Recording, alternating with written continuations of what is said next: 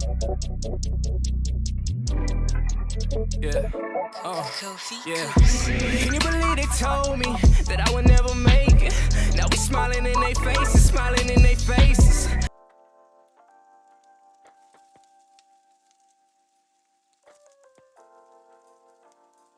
Welcome back to the channel. My name is Tyler Rose. This is Tyler Rose TV, home of everything basketball, man. Hit that subscribe if you're new. Join the family. For today's video, we got something special for you guys as always.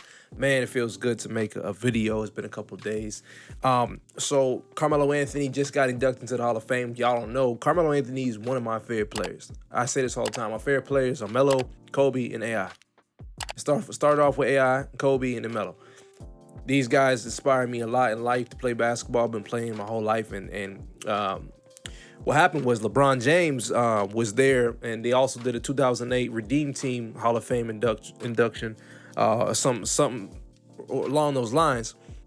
And when LeBron spoke about Kobe, he had this to say. I also want to show a few other clips as well. So without further ado, let's get into the clips, and let's talk about basketball today. Let's do it. We knew once he joined and he was going to be committed that, we couldn't be doing nothing half-ass.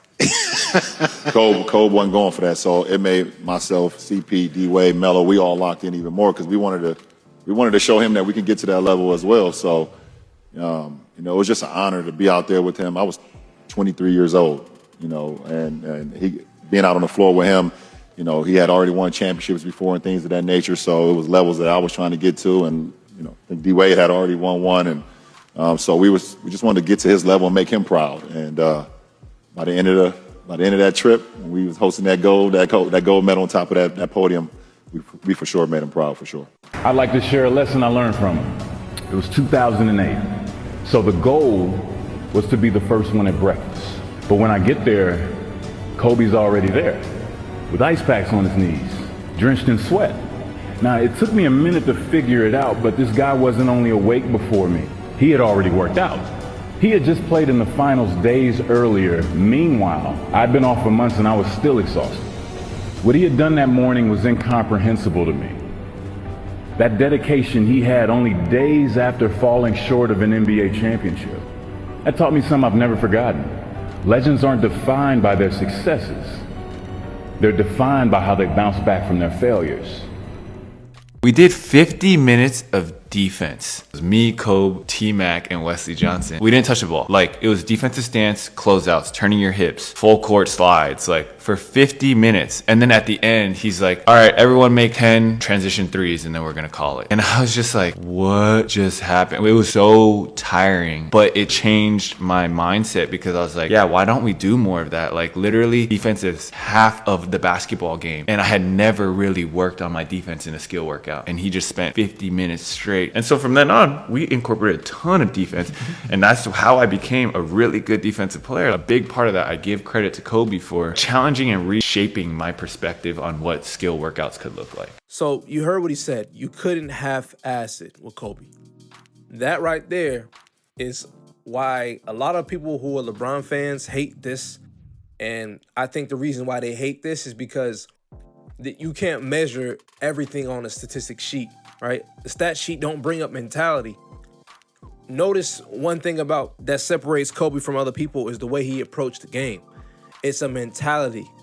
All the players, right? All the players that played in the NBA, not all of them have the same mentality. They might have similar talent, but the way you approach the game, your dedication, your focus, that can make you a better player than somebody else, even if they're more talented than you and more athletic. And that's why when people get mad, when LeBron fans get mad a lot when we say the reason why we think he's better, and there's many reasons, but one of them is a mentality. As you can see, LeBron knew when he comes, he's holding everybody accountable in his locker room. No one's getting off the hook because they don't feel like it today or they're sore or that. Man, there's no excuse. We got the best basketball players in the NBA on this team.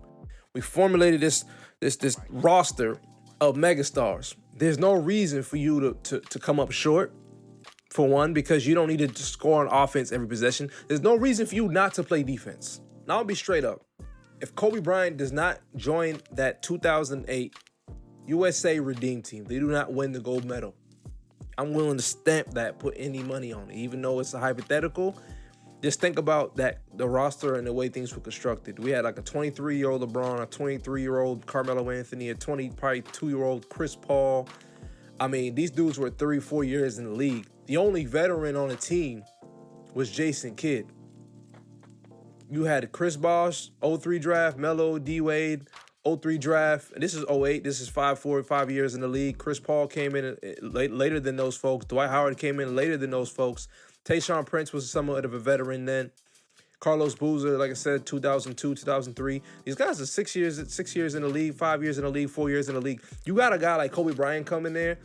You're not playing around. He's the only one that won a championship. He's the only one there that had the accolades, and not just the accolades, but the respect.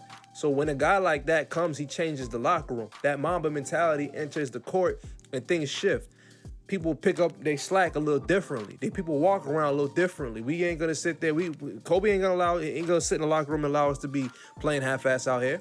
Hell no. That Mamba mentality is the reason why people have Kobe so high. Not just because he was freaking talented and skilled and had everything. It's because this man had a will to win and the will to not freaking make excuses when things got hard. All right, cool. You know what I mean? They made a trade. They got me Paul Gasol. When that happened, it wasn't no blockbuster deal. Nobody was like, oh, Paul Gasol is on the Lakers now. They're going to win the NBA championship. No, I don't need another superstar on my team. I can do it with this guy. Then he won back-to-back with him. That man is different. Kobe Bryant is missed. When he lost to Boston, he didn't say, I need more help.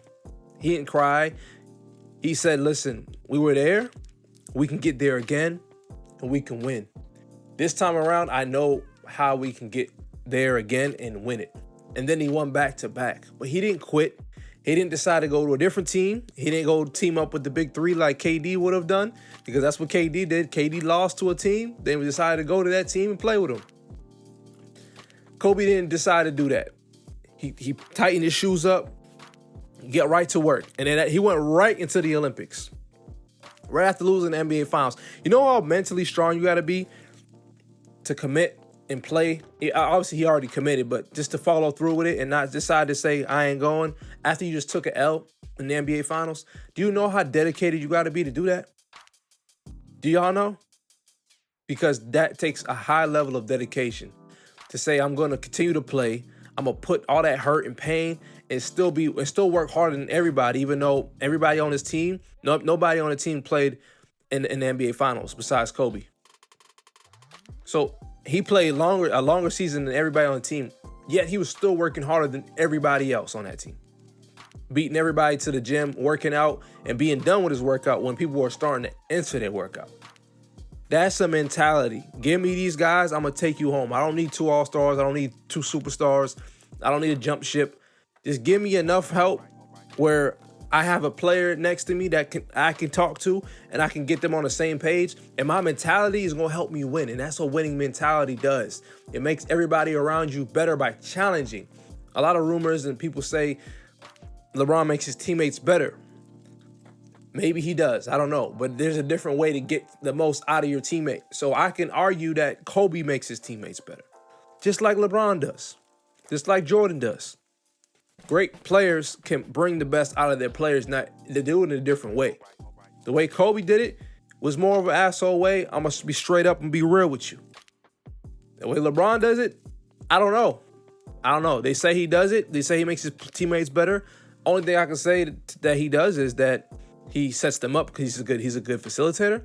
I don't know if he makes them better, but I know playing with LeBron James means you might probably going to have to sit in the corner and catch and shoot and be a catch and shoot player, unless you're Kyrie, depending on the dynamic. But, you know, that's just something they say. I mean, if somebody wants to comment down below and say why they think he makes his teammates better or how, I would love to hear it. I think my opinion would say, like I said, just be him facilitating.